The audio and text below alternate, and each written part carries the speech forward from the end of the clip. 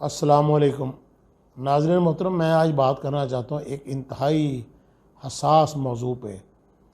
बेटियों से बात करना चाहता हूँ।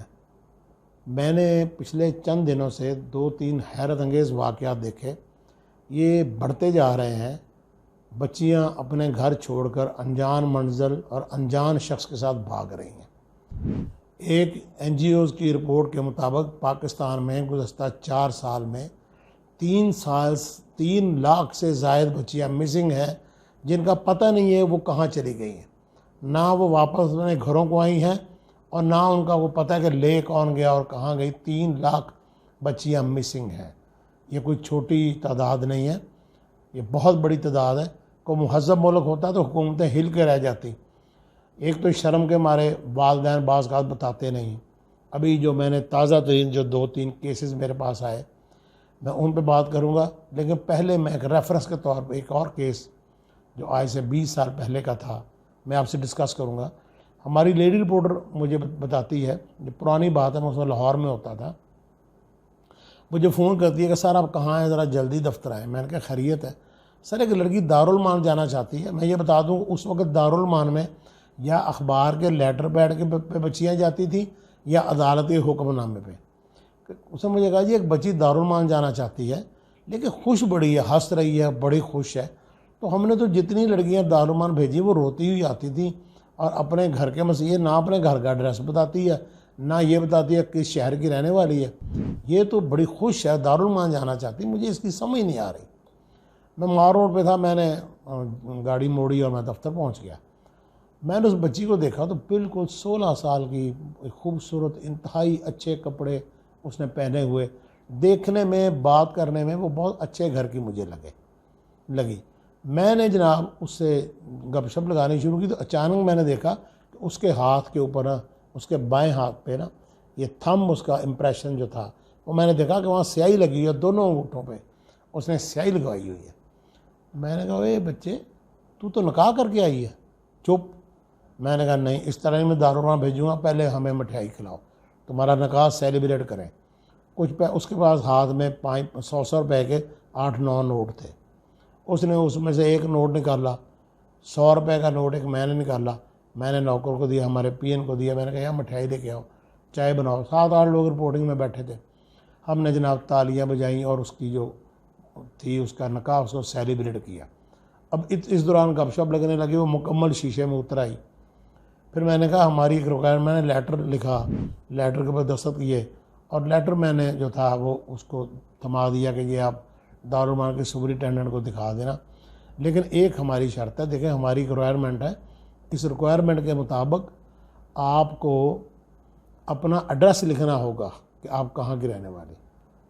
तो मुझे याद है कि गुलबर्ग लाहौर के एक इंतहाई महंगे ब्लॉक का उसने एड्रेस लिखा।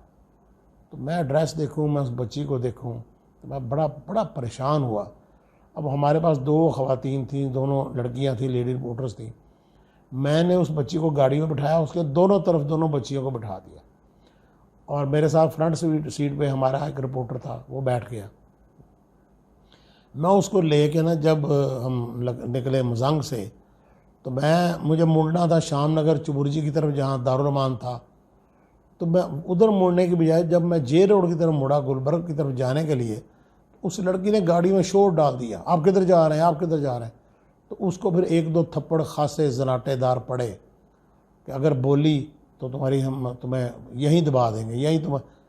उसके बाद हम उसको ले गए उसके घर। मुझे याद है मगरिब का वक़्त था। जब उसके घर दाखिल हुए तो जिस लड़के ने दरवाज़ा खोला उसने कहा आप कौन। हमने कहा गेट खोलो। आरव जो मेरे साथ रिपोर्टर था, उसने उतर के जल्दी में गेट खोला और हम अंदर दाखिल हो गए। लड़की को घसीट के बाहर निकाला। नाज़रीन आप यकीन कीजिए कि वो लड़की जनूबी पंजाब के एक बहुत बड़े घर की थी और लाहौर में उनकी खासी कीमती कोठी। और उस लड़की ने शादी किसके साथ की थी? अपने उसी ड्राइवर के साथ जो ज़िला पूंछ का रहने वाला था। और ज़िला पूंछ आप नोट फरमा लीजिए, ये मकबूजा कश्मीर में है। किसी वकील साहब ने, अल्लाह उनका भला करे, मैं क्या कहूँ वकला के बारे में, वकला ने भी अंधेर मचा रखा है, बाज़ वकला ने, सब ने नहीं। वो वकील के चैम्बर में उसी ड्राइवर के साथ उसने निकाह किया। अब सारी प्लानिंग वकील साहब के मशवरे, निकाह के बाद वो वहाँ से उठी, अखबार के दफ्तर आ गई, अखबार ने लेटर पैड दिया, वो दारुमान चली गई। 2-3 दिन बाद उसके खावंद ने एक अदालत में दरख्वास्त दायर करनी थी कि मेरी बीवी मुझसे नाराज़ होकर दारुमान चली गई है, उसे अपना वापस दिलवाया जाए। जज ने बुला के उसका बयान लेना था और लड़की पक्की पक्की लड़के के साथ गई। और फिर जाना कहाँ था उन्होंने, ज़िला पूंछ, मकबूजा कश्मीर। शायद बाप सारी ज़िंदगी वो बाहर, वो बाप उसकी शक्ल भी ना देख सकते।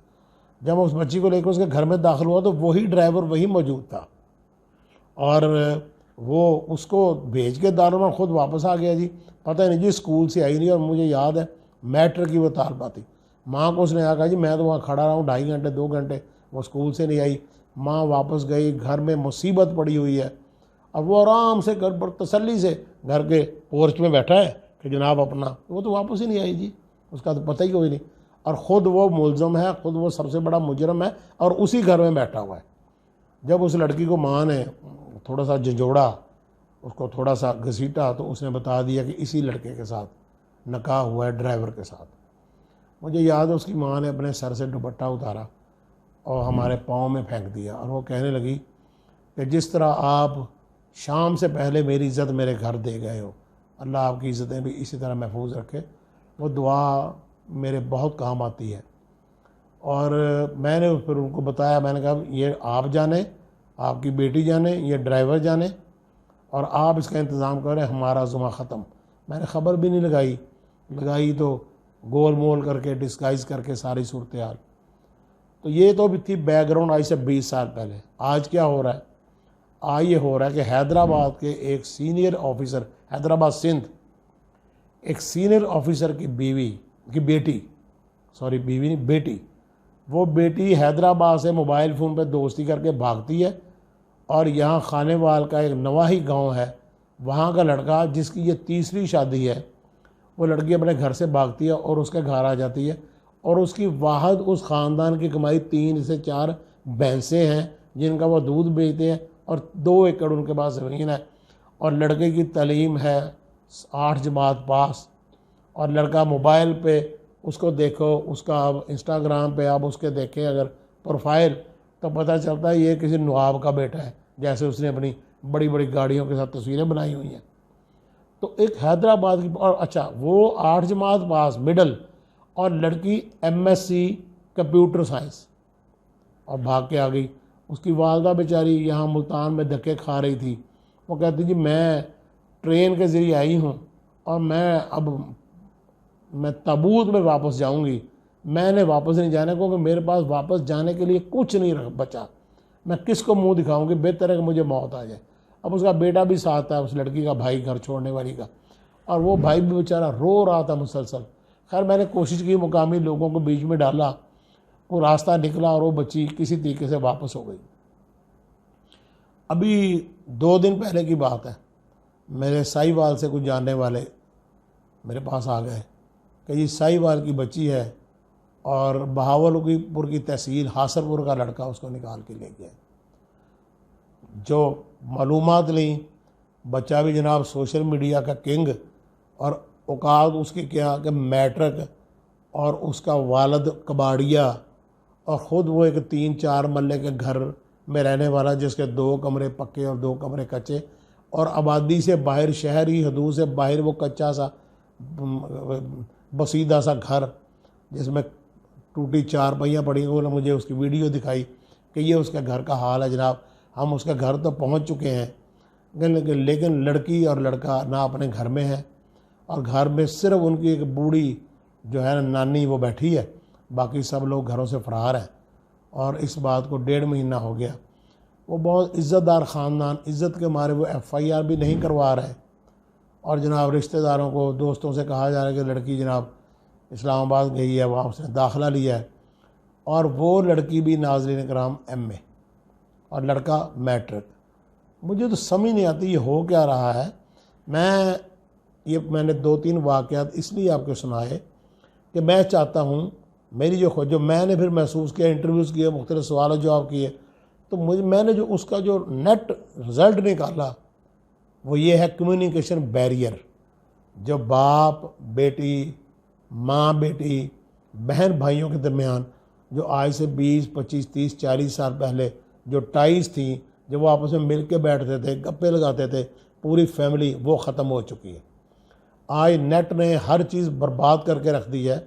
और मुझे ये कन्फर्म नहीं, कुछ लोग बता रहे थे कि पाकिस्तान में दानिस्ता इंटरनेट बहुत सस्ता रखा गया है ताकि इस कौम को बर्बाद किया जा सके, इसको तबाह किया जा सके।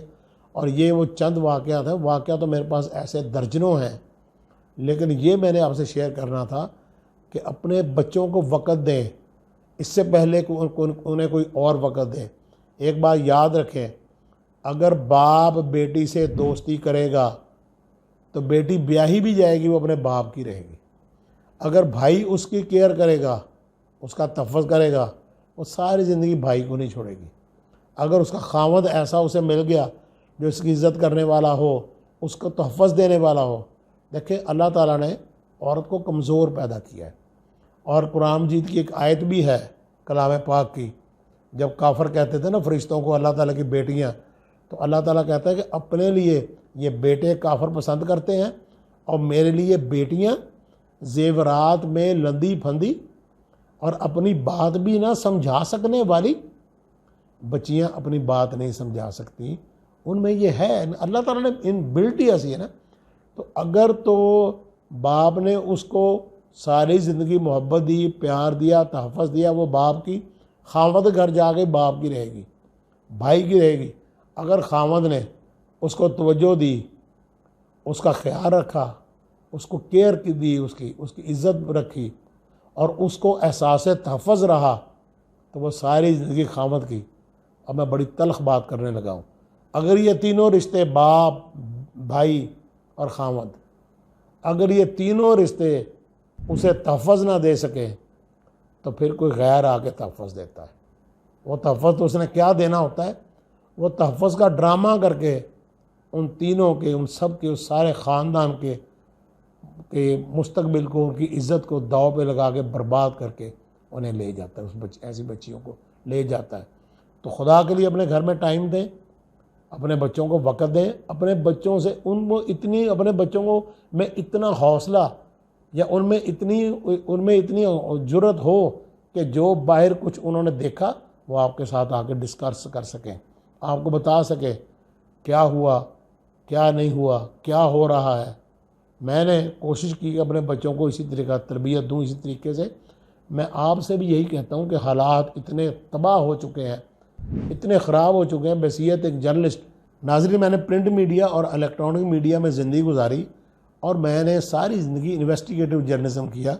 मैंने जो जर्नलिज़म का जो मुआशरती पहलू है, मेरा हमेशा से टॉपिक वही रहा।